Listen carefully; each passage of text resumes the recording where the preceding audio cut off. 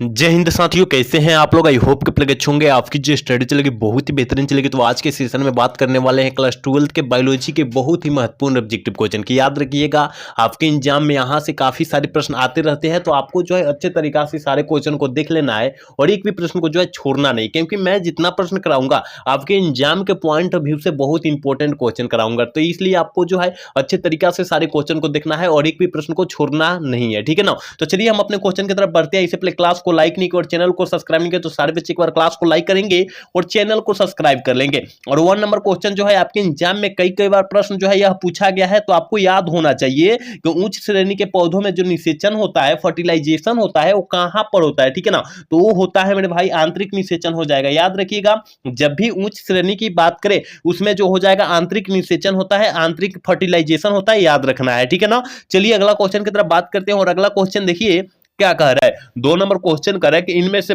किसे बंगाल का आतंक कहा जाता है। बहुत इंपॉर्टेंट क्वेश्चन है ये। जो प्रश्न जो है 2021 में और 2023 में यह प्रश्न पूछा गया है बिहार बोर्ड में, तो आपको याद होना चाहिए, ठीक है ना, कि इनमें से जो है किसे हम लोग बंगाल का आतंक कहते हैं। तो याद रखिएगा, वो कहेंगे जलकुंभी को कहेंगे। 2 का ऑप्शन जो बच्चा बी टिक करा बिल्कुल सही होगा, याद रखिएगा। अगला क्वेश्चन की तरफ बात करते हैं और अगला क्वेश्चन आपकी स्क्रीन पर है। ये भी बहुत इंपॉर्टेंट क्वेश्चन है। द्विलिंगी प्राणियों का उदाहरण है। द्विलिंगी प्राणियों का उदाहरण जो है वो कौन है, ठीक है ना। यही पूछा जा रहा है, द्विलिंगी की बात किया जा रहा है, चाहे उभयलिंगी की बात करें तब बात सेम होता है, ठीक है। तो स्पंज और टेप वर्म में और जोक में जो होता है ना द्विलिंगी होता है, ठीक है ना। द्विलिंगी होता है, केंचुआ भी रहता है, उसमें भी द्विलिंगी प्राणियों का उदाहरण होता है, ठीक है ना। ऑप्शन डी वाला सही होगा। 3 का ऑप्शन हम लोग डी टिक करेंगे, याद रखिएगा। देखिए आप लोग भी हमारे साथ आंसर को टिक आउट करते चलिएगा। गलत या सही आप लोग टिक आउट कीजिएगा, तब ना आपको जो है सही पता चलेगा आंसर का। तो आपको जो है गलत या सही आंसर टिक आउट करना होगा। चलिए अगला क्वेश्चन की तरफ बात करते हैं और अगला क्वेश्चन क्या कर रहा है।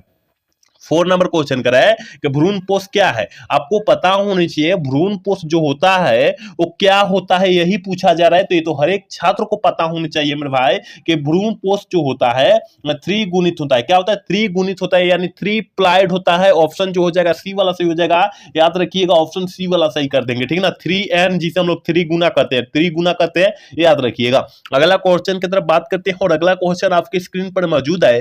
कह बीजांड के वृत्त को हम लोग क्या कहते हैं। ये भी काफी ज्यादा खास क्वेश्चन है कि बीजांड के वृत्त को हम लोग क्या कहेंगे या क्या कहते हैं। तो याद रखिएगा फ्यूनिकल कहते हैं। ऑप्शन ए वाला सही हो जाएगा, ठीक है। जो बच्चा ऑप्शन ए वाला टिक करा बिल्कुल सही होगा, याद रखना है। अगला क्वेश्चन की तरफ बात करते हैं और अगला क्वेश्चन यानी 6 नंबर प्रश्न क्या करा है कि भारतीय आवृतबीजी भ्रूण विज्ञान के जनक जो होते हैं हम लोग किसे कहते हैं, ठीक है ना। किसे कहते हैं यह पूछा जा रहा है इस क्वेश्चन में। तो याद रखिएगा क्या करें, भारतीय आवृतबीजी कह रहा है, अनावृतबीजी नहीं किया जा रहा है, इसलिए हम लोग आवृतबीजी को जो विकास का जो जनक कहते हैं, पिता कहते हैं, याद रखिएगा। पी महेश्वरी को कहते हैं। जो बच्चा ऑप्शन डी टिक कर रहा है 6 का ऑप्शन डी पूरा करेक्ट होगा, याद रखिएगा। अगला क्वेश्चन की तरफ बात करते हैं और अगला क्वेश्चन यानी 7 नंबर क्वेश्चन बहुत इंपॉर्टेंट क्वेश्चन है। देखिए द्विनिषेचन की खोज किसके द्वारा किया गया था या किसने की थी, ये आपको पता होनी चाहिए, क्योंकि ये भी आपके एग्जाम में प्रश्न आया हुआ है, तो आपको आंसर पता होनी चाहिए, ठीक है ना। तो याद रखिएगा द्विनिषेचन का खोज कर रहा है। निषेचन की,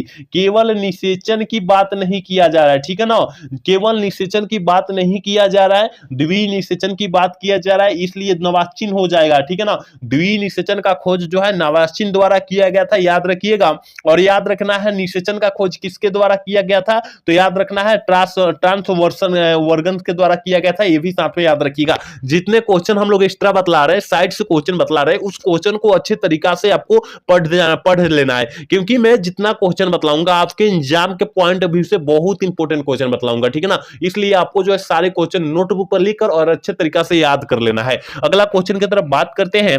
8 नंबर प्रश्न कह रहा है ना, स्तनधारियों में निषेचन जो होता है कि क्रिया जो होती है कहां पर संपन्न होती है, या कहने का मतलब है क्वेश्चन के स्तनधारियों में निषेचन जो होता है, फर्टिलाइजेशन होता है, वो कहां पर होता है, याद रखिएगा फैलोपियन ट्यूब में होता है, जिसे हम लोग फैलोपियन नलिका के नाम से जानते हैं। इंग्लिश जो होता है फैलोपियन ट्यूब होता है, याद रखना है। ऑप्शन जो बच्चा सी टिक करा बिल्कुल सही होगा, 8 का ऑप्शन सी होगा। चलिए अगला क्वेश्चन की तरफ बात करते हैं और अगला क्वेश्चन देखिए क्या कर रहा है। कह रहा है कि कोशिकीय अवस्था में भ्रूण क्या कहलाता है। बहुत इंपॉर्टेंट क्वेश्चन है ये, आपके एग्जाम 2020 में भी पूछा गया है, 2022 में भी ये प्रश्न पूछा गया, तो कहीं ना कहीं ये प्रश्न काफी ज्यादा खास है और काफी ज्यादा इंपॉर्टेंट है। ठीक है, तो इसको याद रखिएगा कि कोशिकीय अवस्था में भ्रूण क्या कहलाता है, तो याद रखना है 9 का ऑप्शन। जो बच्चा बी टिक रहा है बिल्कुल सही होगा, क्योंकि माडुल्ला कहलाता है। ठीक ना, माडुल्ला मत मार दीजिएगा, नहीं तो गलत हो जाएगा, कहीं कहीं माडुल्ला भी दिया रहता है। ठीक ना, तो आपको जो है अच्छे तरीके से पढ़ लेना है और ऑप्शन देखकर अच्छे तरीके से टिक आउट करना है। अगला क्वेश्चन की तरफ बात करते हैं, और 10 नंबर प्रश्न क्या करे कि मादा मानव के अंडाशय में अंडों की निकलना क्या कहलाता है,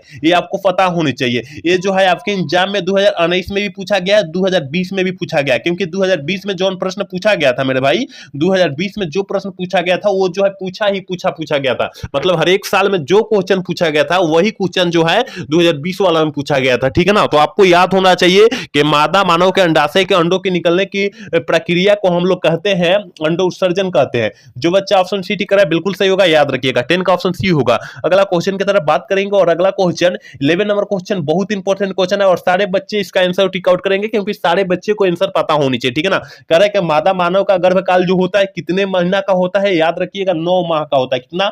9 माह का होता है, याद रखिएगा, इस सारे बच्चे को पता होना चाहिए। ऑप्शन सी वाला जो बच्चा टिक रहा है बिल्कुल सही होगा। अगला क्वेश्चन की तरफ बात करते हैं, और अगला क्वेश्चन कर रहा है कि गर्भाशय किससे संबंधित होता है। बहुत इंपॉर्टेंट क्वेश्चन है। देखिए यहां पर वृषण की बात नहीं किया जा रहा है, ठीक है ना, वृषण कहे या शुक्राणु कहे, ये शुक्राणु की बात नहीं किया जा रहा है, वृषण शुक्राणु की बात नहीं किया जा रहा है, गर्भाशय की बात किया जा रहा है। तो आपको तो पता होनी चाहिए कि मादा जनन तंत्र से संबंधित होगा, और शुक्राणु और वृषण जो होता है ये जो होता है नर जनन तंत्र से संबंधित होता है। दोनों याद रखिएगा, जितना साइड से क्वेश्चन में बतला रहा हूं उस क्वेश्चन को नोटबुक पर लेकर अच्छे तरीके से याद रखिएगा। ठीक है ना, तो देखिए गर्भाशय कहे या फैलोपियन ट्यूब कहे किससे संबंधित होता है, तो मादा जनन स्त्री मादा कहिए या स्त्री जनन तंत्र कहिए, दोनों बात सेम होता है। ठीक है ना, क्योंकि मादा को हम लोग स्त्री बोलते हैं, याद रखना है। ठीक है ना, इसलिए ऑप्शन जो हो जाएगा 12 का ऑप्शन बी हो जाएगा, करेक्ट ऑप्शन बी होगा। चलिए अगला क्वेश्चन की तरफ बात करते हैं, और अगला क्वेश्चन क्या कर रहा है, 30 नंबर क्वेश्चन करा है कि जन्म नियंत्रण की सर्वाधिक उपयुक्त विधि क्या है। बहुत इंपॉर्टेंट क्वेश्चन है, आपको पता होने चाहिए। 2020 वाला पेपर उठाकर देखिएगा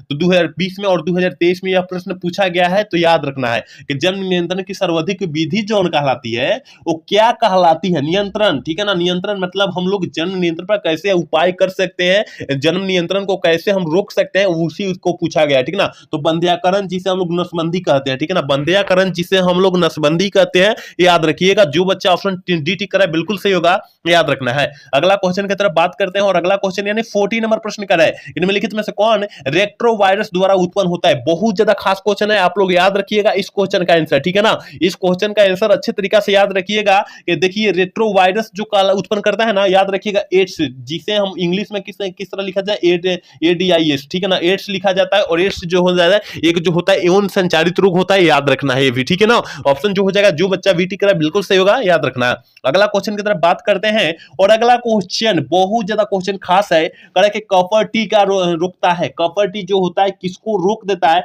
तो फर्टिलाइजेशन को रोक देता है। फर्टिलाइजेशन का मतलब जो होता है निषेचन को जो होगा कॉपर टी रोक देगा। ठीक है ना, याद रखिएगा। जो बच्चा ऑप्शन ए वाला सही कर रहा है बिल्कुल सही होगा। ठीक है ना, 15 का ऑप्शन ए होगा, याद रखिएगा। चलिए अगला क्वेश्चन की तरफ बात करते हैं, और अगला क्वेश्चन का आंसर सारे बच्चे को पता होनी चाहिए कि मेंडल ने कितने लक्षणों का अध्ययन किया था। मेंडल ने अपने जीवन में कितने लक्षणों का अध्ययन किया था ये आपको पता होनी चाहिए। याद रखना है कितना, 7 लक्षणों का अध्ययन किया था, याद रखिएगा। जो बच्चा ऑप्शन सी टिक कर रहा है बिल्कुल सही होगा। ठीक है ना, 16 का ऑप्शन सी होगा, याद रखिएगा। अगला क्वेश्चन 17 नंबर क्वेश्चन का है ना, अधिकांश उत्परिवर्तन है। अधिकांश उत्परिवर्तन जो होता है मेरे भाई वो क्या होता है यह पूछा जा रहा है ना, तो ये आपको पता होना चाहिए कि अप्रभावी होता है। ठीक है, अप्रभावी जो होता है अधिकांश उत्परिवर्तन होता है। जो बच्चा ऑप्शन ए वाला टिक करा है बिल्कुल सही होगा, याद रखिएगा। आप लोग अच्छे तरीके से सारे क्वेश्चन को देखेंगे, क्योंकि हमने पहले ही बोला है कि जितना क्वेश्चन मैं करा रहा हूं आपके एग्जाम के पॉइंट ऑफ व्यू से बहुत ज्यादा खास क्वेश्चन करा रहा हूं, तो आप लोग अच्छे तरीके से सारे क्वेश्चन को देखेंगे और एक भी क्वेश्चन को छोड़ने का प्रयास नहीं करेंगे। चलिए अगला क्वेश्चन की तरफ बात करेंगे, और अगला क्वेश्चन करें कि जीन विनिमय की अवस्था में होता है। किस अवस्था में जो होता है जीन विनिमय जो होता है वो किस अवस्था में होता है, ये पूछा जा रहा है क्वेश्चन में। तो याद रखिएगा पैक्टिन की अवस्था में होता है। जो बच्चा ऑप्शन बी टिक करा बिल्कुल सही होगा, याद रखिएगा। और यह 2021 में पूछा गया है प्रश्न, याद रखना है। ठीक है ना, 2021 में और 2023 में भी पूछा गया। यह प्रश्न जो है 2021 और 2023 में भी पूछा गया, याद रखिएगा आप लोग। चलिए अगला क्वेश्चन की तरफ बात करते हैं और 19 नंबर क्वेश्चन कर रहे हैं कि आनुवंशिकी कूट में कूट के लिए कितने कूट संभव होता है। देखिए आनुवंशिक कूट में कितने कूट संभव है, अगर पूछेगा मेरे भाई आनुवंशिक कूट में कितने कूट जो है संभव है, संभव की बात करेगा तब हम लोग 64 मारेंगे, लेकिन यहाँ कितने कूट शब्द पूछ दिया, यहाँ पर फिर यहाँ घुमाकर यहाँ शब्द लगा दिया और कितने होते हैं तो 3 होते हैं। जो बच्चा ऑप्शन सी टिक करा है 19 का ऑप्शन सी टिक करा है बिल्कुल सही होगा। याद रखिएगा हम लोग जिस तरह से क्वेश्चन को बतला रहे हैं ना बेहतरीन तरीका से बतला रहे हैं, क्योंकि आपके एग्जाम में एक भी प्रश्न नहीं छूटेगा अगर आप लोग अच्छे तरीके से सारे क्वेश्चन को देखते हैं तब, ठीक है। तो आपको देखना अति आवश्यक है सारे क्वेश्चन को। अगला क्वेश्चन की तरफ बात करेंगे और 20 नंबर क्वेश्चन का है अपहरण मंडल प्रस्तावित किया था, और अपहरण मंडल जो है किसके द्वारा जो है प्रतिपादित किया था या क्या प्रस्तावित किया गया था, प्रतिपादित कहिए या प्रस्तावित किया गया था किसके द्वारा, तो ये आपको पता होनी चाहिए मेरे भाई। यह जो है किसके द्वारा किया गया था, जैकब एवं मोडन साहब के द्वारा किया गया था। जो बच्चन 20 का ऑप्शन सी टिक है बिल्कुल सही होगा। अगला क्वेश्चन 21 नंबर क्वेश्चन करें अपहरण मंडल क्या प्रदर्शित करता है, बहुत ज्यादा इंपॉर्टेंट क्वेश्चन है। देखिए वहां पूछा गया था अपहरण मंडल किसने प्रतिपादित किया था, वहां पूछा गया था, ठीक है ना। तो वहां जैकब और मोडन साहब ने किए थे, लेकिन यहाँ अपहरण मंडल क्या प्रदर्शित करता है यह पूछा जा रहा है। तो जीन का रेगुलेशन, ठीक है ना, जीन का रेगुलेशन प्रदर्शित करता है। 21 का ऑप्शन जो बच्चा सी टिक करा बिल्कुल ये सही होगा, याद रखिएगा। अगला क्वेश्चन की तरफ बात करते हैं और अगला क्वेश्चन यानी 22 नंबर क्वेश्चन कर रहा है कि क्रमिक विकास की में योगदान है, क्रमिक विकास में योगदान है किसका, जो है क्रमिक विकास में योगदान होता है, ये आपको पता होनी चाहिए मेरे भाई कि ये जो होता है कायिक प्रवर्धन का जो होता है क्रमिक विकास में योगदान होता है। जो बच्चा ऑप्शन सी टिक कर रहा है बिल्कुल सही होगा, 22 का ऑप्शन जो जाएगा सी हो जाएगा। और पूछेगा क्रमिक विकास क्या है, इसका आंसर लिखना है क्योंकि 2 नंबरिया में पूछा रहता है, ठीक है, तो आप लोग याद रखिएगा। अगला क्वेश्चन की तरफ बात करते हैं 23 नंबर क्वेश्चन कर रहा है एलर्जी के कारण निकलने वाला रसायन होता है, एलर्जी के कारण निकलने वाला रसायन जौन होगा वो कौन सा रसायन होगा यह पूछा जा रहा है। तो याद रखिएगा हिस्टामिन होता है, और 2023 में यह प्रश्न पूछा भी गया है, याद रखिएगा। ऑप्शन ए वाला सही होगा, याद रखना है। अगला क्वेश्चन की तरफ बात करते हैं और 24 नंबर क्वेश्चन का विषाणु किससे बना होता है, आपको पता होनी चाहिए मेरे भाई कि विषाणु जो बना होता है प्रोटीन तथा न्यूक्लिक अम्ल से बना होता है। ऑप्शन बी वाला जो बच्चा टिक रहा है बिल्कुल सही होगा, याद रखना है। आप लोग सारे क्वेश्चन का आंसर अच्छे तरीका से देंगे और एक भी क्वेश्चन को छोड़ेंगे नहीं, क्योंकि मैं जितना क्वेश्चन कराऊंगा बहुत सारा इंपॉर्टेंट क्वेश्चन कराऊंगा, तो आप लोग अच्छे तरीका से देखेंगे, अच्छे तरीका से रट लेंगे, क्योंकि इसके बाहर एग्जाम नहीं आएगा एग्जाम में, ठीक है ना। तो आप लोग अच्छे तरीका से सारे क्वेश्चन को देखेंगे। अगला क्वेश्चन 25 नंबर क्वेश्चन करें अफीन का नशा है, अफीन का नशा जो होता है क्या होता है, तो अफीन का नशा जो होता है हीरोइन होता है। ऑप्शन सी वाला सही होगा, 25 का ऑप्शन सी होगा, याद रखिएगा। 26 नंबर क्वेश्चन करें अत्यधिक मात्रा में अल्कोहल का सेवन करने से कौन सा अंग जो होता है प्रभावित होता है या खराब हो जाता है। देखिए कहने का मतलब है अत्यधिक मात्रा में, अल्कोहल का मतलब होता है शराब होता है, बिहार में हम लोग दारू बोलते हैं, ठीक है ना। तो दारू पीने से शरीर का कौन सा अंग जो होगा अत्यधिक प्रभावित होगा यानी खराब हो जाएगा, ठीक है, यही पूछा जा रहा है इस क्वेश्चन में। तो ये इसका आंसर जो है क्या हो जाएगा जल्दी से बतला दीजिए, 26 का ऑप्शन क्या हो जाएगा। देखिए अत्यधिक जब दारू पीजिएगा ना तो सबसे पहले यकृत जिसे हम लोग किडनी कहते हैं वो खराब हो जाता है, ठीक है ना। ऑप्शन बी वाला जो व्यक्ति से टिक करा है बिल्कुल सही होगा, याद रखिएगा। अगला क्वेश्चन 27 नंबर क्वेश्चन करा है जुकाम जिससे करा है साधारणतः ठंडा, जुकाम मतलब जो होता है सर्दी जो जुकाम जो हम लोग बोलते हैं ना, जैसे कि ठंडा कुछ पानी वानी पी लेने से जो होता है क्या होता है जुकाम हो जाता है, वही पूछा जा रहा है, ठीक है ना। किसके कारण हो जाता है जुकाम होता है, किसके कारण होता है वही पूछा जा रहा है। 27 का ऑप्शन क्या हो जाएगा, तो याद रखिएगा ऑप्शन सी हो जाएगा, राइनो विषाणु से होता है, ऑप्शन सी वाला सही होगा। अगला क्वेश्चन 28 नंबर क्वेश्चन क्या हड्डी तोड़ बुखार का वेक्टर्स है, हड्डी तोड़ बुखार मतलब बुखार जो हो जाता है, मान लीजिए किसी का 102 डिग्री बुखार हो गया, फारेनहाइट में होता है, डिग्री में तो नहीं होगा, फारेनहाइट में बुखार होता है, ठीक है ना। 102 फारेनहाइट बुखार हो गया तो इसका मतलब उसका टेम्परेचर जो हो जाएगा हाई हो जाएगा, उसे हम लोग हड्डी तोड़ बुखार बोल देंगे। वो किसके कारण होता है वही पूछा जा रहा है, ठीक है ना। तो याद रखिएगा 28 का ऑप्शन जो बच्चा बेटी करा बिल्कुल सही होगा, क्योंकि एडिज के कारण होता है, ठीक है ना। चलिए अगला क्वेश्चन की तरफ बात करते हैं और अगला क्वेश्चन 29 नंबर क्वेश्चन करेंगे भूमि की उर्वरक शक्ति को परिपोषित करने की वाला जीव समूह होता है। देखिए भूमि को उर्वरक शक्ति बढ़ाने वाला जो जीव होता है वो कौन है ना, वो कौन है वही पूछा जा रहा है। तो याद रखिएगा 29 का ऑप्शन जो बच्चा बेटी करा बिल्कुल सही होगा, क्योंकि जैविक खाद, और जैविक खाद का नाम क्या कहते हैं, जैविक खाद आप लोग जानते होंगे पशुओं का मल मूत्र, जैसे गाय गाय भैंस बकरी जो होती है इसकी मल मूत्र हम लोग खेत में डालेंगे तो उसका जो हो जाएगा खेत का नमी जो हो जाएगा बहुत तेजी से ग्रो करेगी, मतलब बढ़ेगी, ठीक है ना। तो याद रखिएगा ऑप्शन बी वाला सही हो जाएगा। चलिए 30 नंबर क्वेश्चन का, सुनहरा धान में कौन सा प्रचुर मात्रा में पाया जाता है? सुनहरा धान, तो सुनहरा धान में विटामिन B12 पाया जाता है, लेकिन वो पूछा नहीं गया है यहां पर, वो नहीं पूछा गया है, यहां दूसरा पूछा गया है। देखिए सुनहरा धान में इनमें से कौन सा प्रचुर मात्रा में पाया जाता है? देखिए सुनहरा धान में प्रचुर मात्रा में पाए जाने वाला विटामिन जो होता है वो कौन होता है, यह पूछा जा रहा है। तो 32 का ऑप्शन जो हो जाएगा बी हो जाएगा, कलिकल अम्ल पाया जाता है, ऑप्शन बी वाला सही हो जाएगा, ठीक है ना। चलिए अगला क्वेश्चन की तरफ बात करेंगे। 31 नंबर क्वेश्चन क्या कर रहा है यहां पर हम लोग, क्या 30 का ऑप्शन, 30 नंबर क्वेश्चन इसका आंसर जो हो जाएगा ये हो जाएगा, क्योंकि थायमिन होता है ना, थायमिन होता है। देखिएगा आप लोग 30 का ऑप्शन जो हो जाएगा सुधार लीजिएगा, ऑप्शन ये होगा क्योंकि थायमिन होता है, फॉर्मिक अम्ल तो होगा नहीं, कभी नहीं होगा, ठीक है ना, याद रखिएगा करेक्ट ऑप्शन ये होगा। चलिए अगला क्वेश्चन 31 नंबर क्वेश्चन करेंगे। पहली ट्रांसजेनिक फसल थी, पहली ट्रांसजेनिक फसल जो थी वो कौन थी? तो याद रखिएगा तंबाकू थी। क्या थी? तंबाकू, याद रखिएगा ऑप्शन डी वाला सही होगा।